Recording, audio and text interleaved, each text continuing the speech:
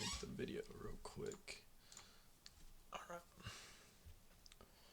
So I'm going to show you guys the quickest way to do stocks real quick, how I do it. And then the two setups I look for. It's pretty similar how Will used to do it, just actually makes money. So I already have it done, but I'm going to show you the process.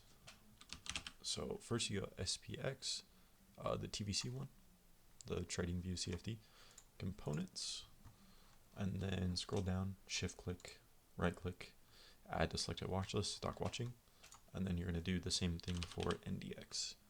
I use the NASDAQ one, this one. See, components, add, perfect. Okay, then once you're done with that, you're going to go over to products, and then screeners, Pine Beta. All right. Oh, actually, first, before I show you that, so you're going to go over here, indicators. I have this one favorited. So what you're going to do is I'm going to give you guys the code for this, and then you're going to have to add it to your favorite indicators. Okay. And what this is going to do is it's going to create a yes or no value, whether or not the stock is 10% above a 200-day moving average. So this will just filter out all the stocks that are downtrending or consolidating. But it's pretty weak. It's not going to be like only banger stocks. It's going to let a lot of things that are not the strongest uptrends through. So then you kind of, it's just a first filter. It's just a preliminary thing. So your eyes are going to have to be the final say. So after you do that, go to, I put it all on stock watching because I'm reorganizing my watch list, but it's going to be confusing. So create a watch list. Let me do this. Open list, stock watching, rename all.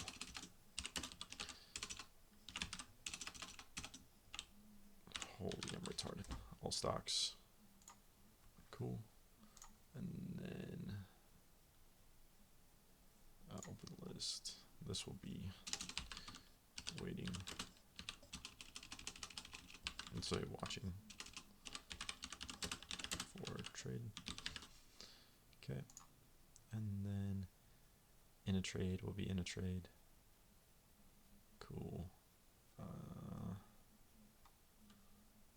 What else do I need here? Oh, yeah, I have first filter. Okay. So you go here.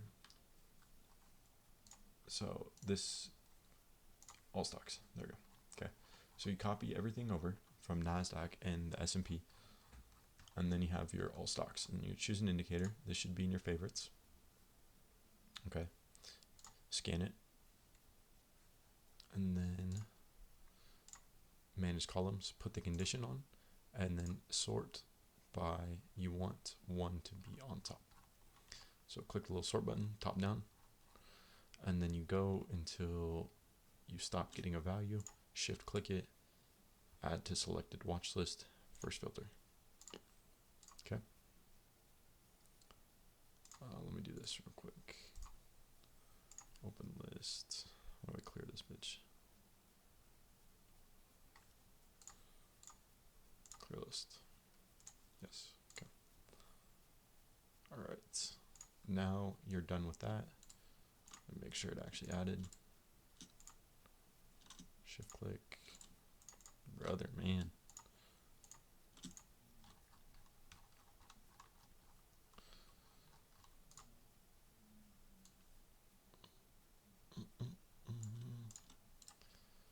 So watch this first filter. Okay, good. It did that. All right. Now I go over here. Cool. Get this retarded shit off my charts. And go to open lists, first filter. Okay. Now I start at the top. And what I'm looking for specifically is most recently, I want the most aggressive trending stocks. And how I define aggressively trending is leaving things like fair value gaps open. So leaving fair value gaps and leaving volume imbalances. Volume imbalances are the regular trading hours gaps on when you're on the daily time frame. I use the daily time frame and don't use the 24-hour anymore. The daily is just more accurate. So this is obviously very porous, like lots of fair value gaps, lots of volume imbalances being left open. Cool, aggressive trend. And then I want an obvious low. This I'm going to hold off for right now because the low is not obvious enough. Go on to the next. Nothing here. This liquidity sweep's kind of obvious, but it's also a little bit choppy. Skip on that one. This is very obvious. So very expansive, like gappy price action, being extremely aggressive, right? Obvious low with a lot of space under it. So in order to get to the next low, you have to cover all this ground right here. You have to cover 15% to get to the next low. So the chances of you buying somewhere in here and getting a retracement up into a new high before you get a new low are very high. So these are the circumstances that you want. Just like this, porous price action. All right, this one I have marked out. Cool. Nice aggressive trend starting here off this consolidation. Obvious low. Nice spacing between each low. So I believe the monthly chart. Yeah, so this is a monthly fair value gap. And inside of this monthly, I have this inversion here. Okay. Make that the inversion color. Okay. Drop down to the daily. And then this black line down here is the midpoint of this wick that creates a fair value gap. So this is the scenario I'm creating for the stock, right? So it's going to come down to this low. It will not, on a closing basis, get below the inversion. It will stay in the upper half, preferably, of this monthly fair value gap. This wick should never be touched. This is like, if it does, it needs to bottom ticket and go. And then how am I going to know that it's time to get in the trade? This gap here, this daily gap, that's already been filled and was used to push into a new high, once closed below, is a balanced price range. Well, it's already a balanced price range right now, that's why it's holding price up. But after it takes this low, getting back above this would allow me to get a break even once we go above that high. So that's the whole thesis for this one, APA. So after you do that, add it to watch list, watching for a trade. So you have your criteria, everything marked out, and then once that criteria is filled, you get in there. Okay. I've already done TA on this one, so let's see here. What do I got? Okay, weekly inversion. My magnet's being weird, so okay. Weekly inversion and weekly fair value gap. So the idea for this, we're gonna take out these equal lows, fill in this fair value gap. I don't want to see it lose the inversion on a closing basis. It has no need to. And then as we start to regain, close back inside of the inversion and start to reclaim this little daily fair value gap here, this will be my trigger to get long. Here, got to use the whole volume balance when there's two. Boom, boom. That would be my trigger. So closing above this would probably lead me into this high. If it comes down, sweeps us out, because we have a lot of space between these equal lows, as well as leaving a consolidation. So that's something I'd be willing. This is something that I'm going to put in my back pocket if we ever do get back down here. We probably won't until the next major market correction. But this would be an easy buy, something inside this fair value gap here. I'm not going to add it to anything, I'm just saying. Okay. Add this one to watching for a trade. Okay, this one I'm actually in right now. So go up to the monthly chart. I took my monthly levels off, but monthly fair value gap. This candle right here, this big volume imbalance candle. See how it has basically no body? Just ignore that candle. The fair value gap isn't, the lows inside the fair value gap are going to ignore that one. So we came down, swept out the lows, and then we failed to hit the midpoint. That's fine. That's kind of what you want to see, honestly. Coming back up on the weekly here, closing back above this weekly fair value gap here. That's enough for me. So I got in and got filled on this day right here as I was wicking down. And then we're going to ride this one up into the higher time frame liquidity pools here. Everything should be Gucci. All right. So that's a few examples of the TA Let me try and find something. This looks really good too. Let me go to add to watching for a trade. Let me add this one to. Okay, good.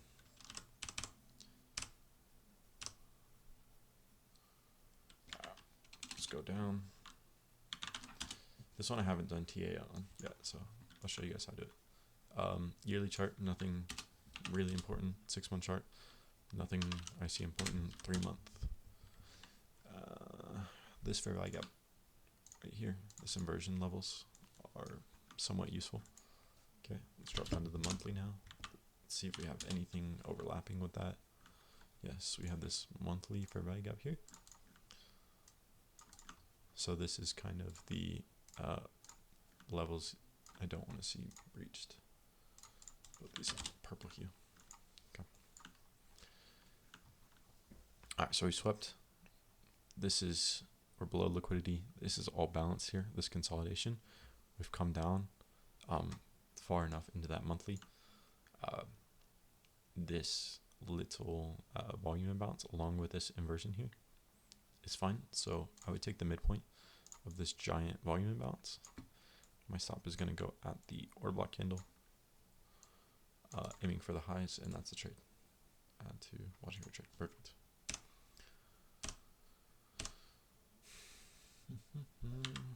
Alright, this might be a good example of how to knife catch something. Okay. Alright, so we have this monthly fair value gap. There's nothing on the yearly. We could rebalance. So we're leaving this consolidation, so we shouldn't, this fair value gap should be irrelevant. This should be the one we work within, right? And let's go down to the weekly. Let's see what we got here. All right, so this weekly, all back and forth price action here, that's good. That doesn't need to be visited at all. So then you have, this is the imbalance on the weekly. Those two put together. Let's drop down to the daily. See what I have here. I don't really like this being low enough yet for anything, to be honest. I don't really think it is a, I don't think that's low enough to be the low. So as far as a turtle soup scenario, what I would do is I would take this 25% level. This is like a knife catch. And then I would just put my stop at that weekly candle low. Because that would be completely invalidating the fair value gap and coming back into this consolidation. So that's how you would knife catch it. If you wanted to wait for confirmation of this being the low, I would use this fair value gap right here. Why? Because it overlaps this side. So it's been used here, back and forth here.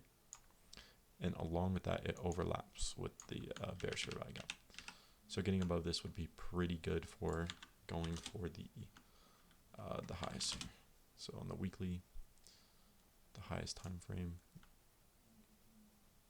rejection, that's already been used, so you could just aim for the high. Not bad. I actually have the weekly time frame gap too. Yeah, you'd probably have to wait for the weekly here, or at least a close above mean threshold. Didn't see that. Put these here.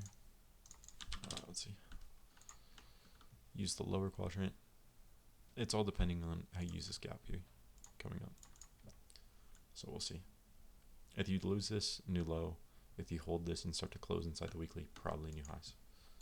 So that's the idea on that one. This one is I have this set up for a knife catch if it does. So the limit will be inside the upper quadrant, and then a separate limit will be at the midpoint. So right here. So 2 split limit orders, both with stop losses below this order block. You go to the monthly. This is the space between the wick and the fair value gap. So this is the portion that's really imbalanced, because this is technically balanced. It's gone both ways in here. There's no reason to rebalance down to there. So I would just take the 25% level and the midpoint, and then you can honestly split this into 3 if you want to get the giant gap there too. And then as soon as you start bumping up against the high of this, as soon as you tap the high of the imbalance there, you gotta go break even. So when you're playing those knife catches, you're playing for break even essentially.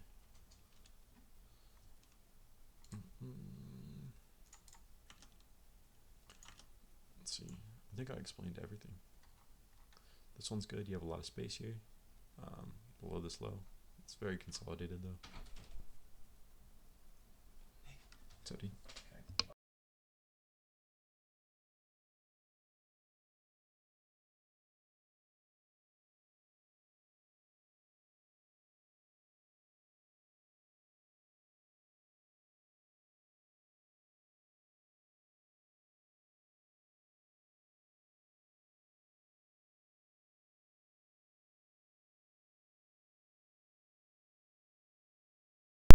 Yeah, sorry. So this is another one I have marked up. So drop to the monthly. There was nothing on the yearly or whatnot. Go to the weekly. So this weekly fair value gap here, it has volume imbalances on both sides. You have to use the whole thing. Bing bong. Perfect. Okay. So we've hit the midpoint. And we have nothing else to rebalance to below this low. So at this point, what is more likely here? So in the circumstance that we come up here and we start to close above the level, and this is also the midpoint of this daily that's already been used to push into a new high. So it's balanced along with the inversion here, plus the level of the weekly. You have like 4 things there. So once it closes above here, what's more likely? That it continues to hold and at least try and make a new high, or that it fails through this to come down here to make a new low and push all the way down here and lose like 30%. So it's basically a no-brainer.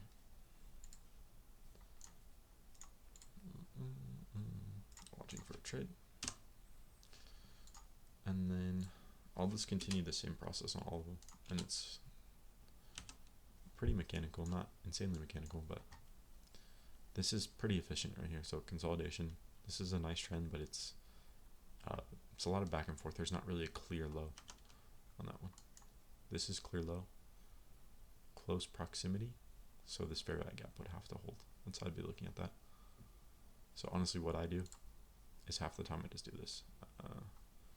Add alert, Bing, price, crossing, cool, value, every time. Great. I'll just put an alert right here. That way I don't have to have it on my watch list. But I'll put it in there anyways. Okay, nothing really ugly. This has potential unless it wants to. I have this set up for a knife catch here with a stop here. This has potential to be the low here, though. Returning back into this consolidation. Where's the largest gap inside the consolidation? Right there. What would it need to close over? Come back through this balance price range here, and then you could see it into the highs. Or it fails off this balance price range, gets through this, snags the equal lows, stops on this this weekly. This is nice. So everything on the chart that's salient has been taken. So there's really nothing to take besides completely reversing on the trend, which never happens in stocks. So what are you going to do? You're going to come all the way down here, or are you going to come up for this high? Or are you just going to bounce around is the question. So where's your highest probability of going for the highs? Closing above this weekly right here. It's already been used both ways. Right. Where is that likely to lead you? At least into the rejection block here. The highest up close candle body. And then if it can blitz through that, close above it, you can go for the high. That's how I'd be looking at that. This is gross though, really, really gross.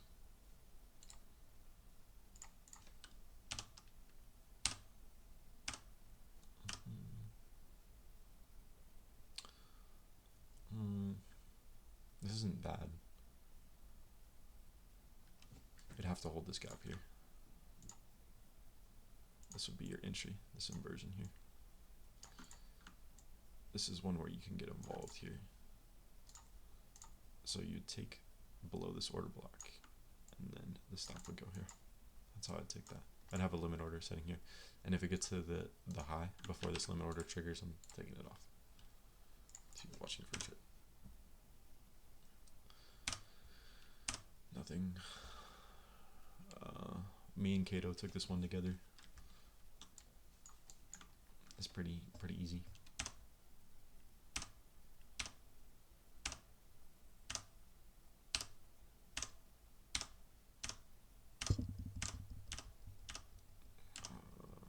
There's not much here. It's disgusting. I believe I got smoked on this. Or did I? I don't remember.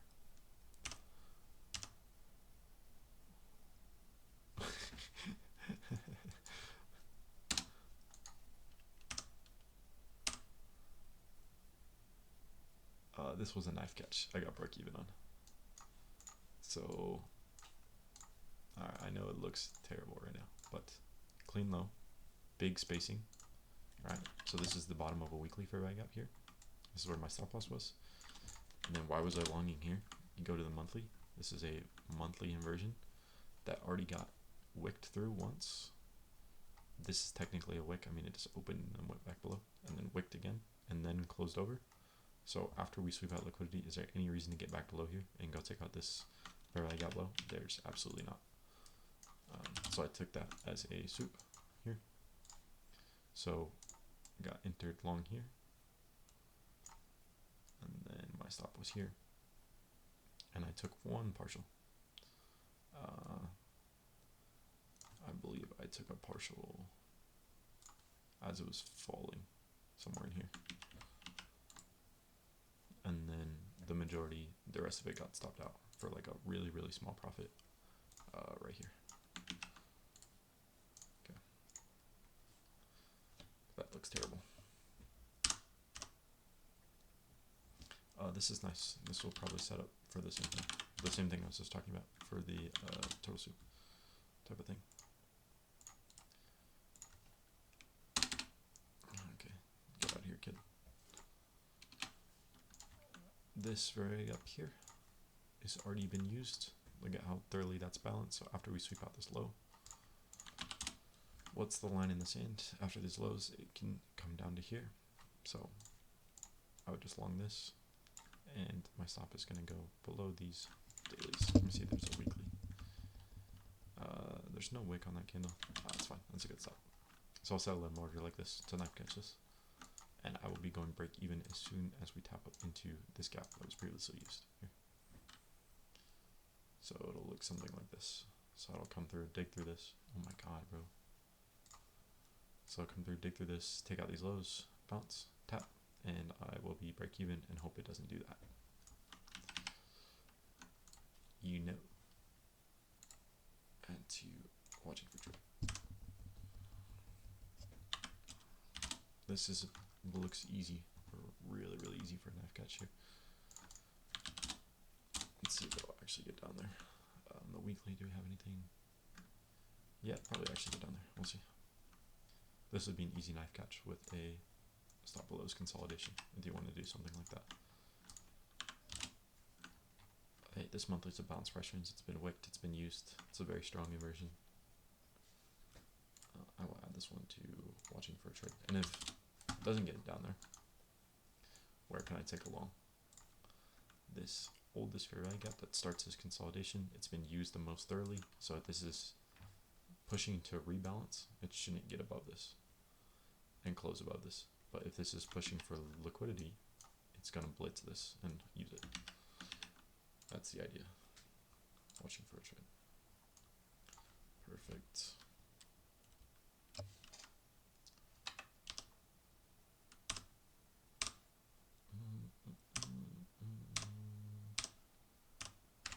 This is good. Add to watching for a trade. Very obvious trap right there. And then it'll probably rebalance this whole space here, from here to here. This is what it's likely to rebalance and dig inside there. And go to the monthly, look for my points of reference. Yeah, this monthly inversion here. Bing, bing. Does that overlap? Yeah, it does. So that's what I'd be using. So if you wanted to knife catch this, very easy to do that here. Stop would go below these fair value gaps, and you go break even as soon as you retest it back into the low. If you wanted to wait for confirmation, I'm sure something will show up. To watching for a trade. Alright. I'm just gonna be doing the same thing. So if you want to keep watching and see what my positions are gonna be, you can, but I'm not gonna say anything new, most likely. Disgusting. Yeah, this is a banger. I had to take profit right here though. I didn't get any of this shit. I don't even know what this was. It wasn't even earnings. It was just random, bro. I had to take profit right there. Sucks to suck. This is easy money right here. This is literally just... Let me see if there's something good to long off of. Just take the weekly order block, honestly, bro. Call it a day.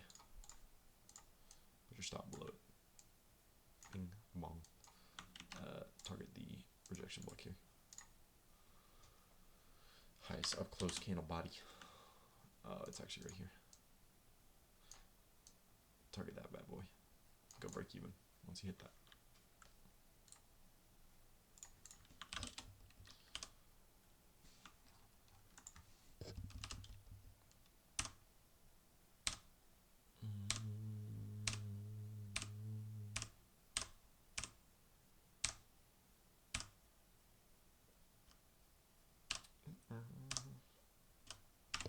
Been so choppy.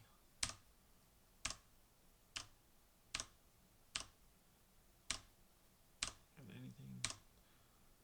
anything good? As you can tell, I never lose. Never ever. Okay, same idea here. Sweep. Alright, what's more likely? This high or coming all the way down here? Once it does, it closes above this. That's the caveat. Right, single volume bounce, right? Wick goes below the midpoint, so you just use this as your fair value gap. This already has been used once, twice, consolidated through. So is there any reason to get back down through this if it wants to rebalance? No. So as soon as it did this, close above, the fair value gap made, I took the top tick of the fair value gap right here, and I took a 80% off at this high, which was really, really low RR. It was like 1 to 1. And then just 20% of that position running. I should have held a little bit more, but that's hindsight 2020. I wanted buying power. I got cooked on this one, I believe. Yeah, I did. I entered right here, inside this fair value gap. Low swept. This was a PR, don't use those anymore. Balance price range here. This fair value gap used, pushed into a new high, failed, used again.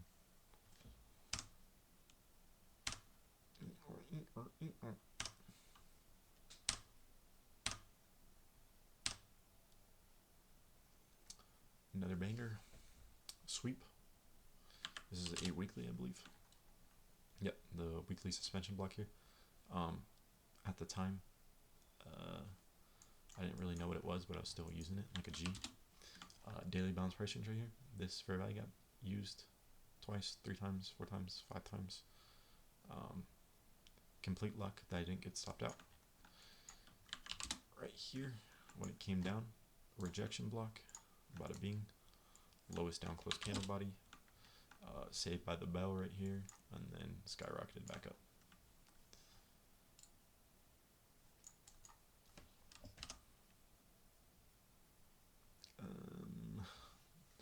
This was another little banger. I actually missed this one. I tried getting saucy on this midpoint. I didn't get it. This was the monthly. My levels are wrong. They got moved.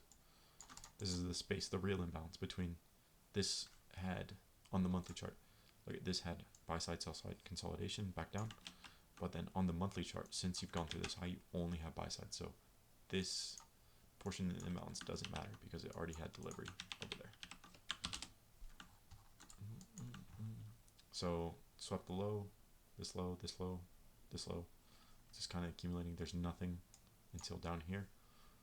Do you see the premise though is that you have a sweep of liquidity and then your next liquidity is 30 million light years away.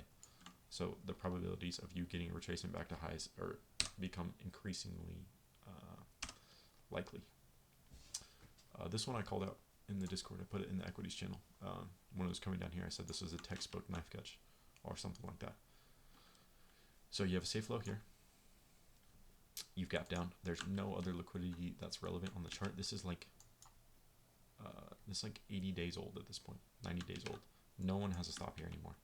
This is not relevant at all. This doesn't matter on a daily chart. No one has a stop here. It all got moved up to here, and then they were taken out on a trail. I guarantee if I had it accurate like Bookmap or something, there'd be like 2 orders there. Why did I pick this right here? This is a monthly balance price range here. So this inversion overlapping with this bearish fair value gap is a balance price range. See how that gets used here. So there's no reason to balance below that. So I took a long on the top of this, and then I almost got broken even here. And my stop loss was at this thing, the safe low here. Actually, my stop loss was here. That is the bottom of the fair value gap. I just took the top of it, and then went break even once we broke this high. Took like 20% off there, and then I am still in this. I took another little bit off when we broke above this high, and then another bit when we fully filled the gap. So I don't really trail as much. I just take partials now. All right, and this would be a very, very nice setup again once it sweeps these lows. I think that'll be something really easy.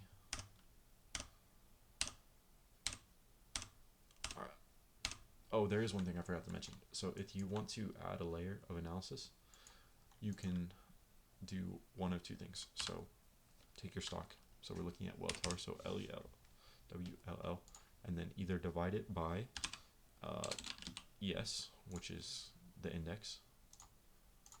So either divide it by ES to see how this performs against the overall stock market. Go to a weekly.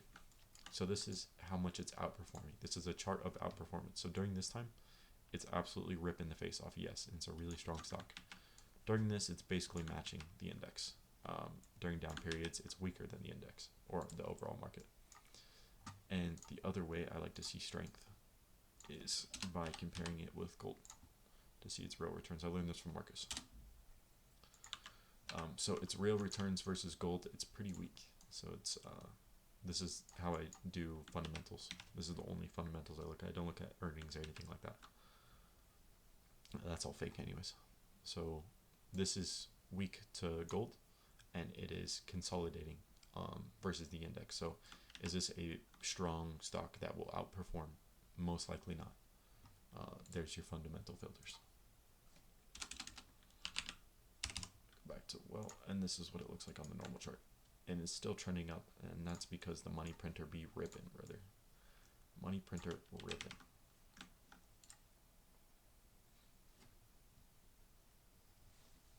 Alright, that should be good.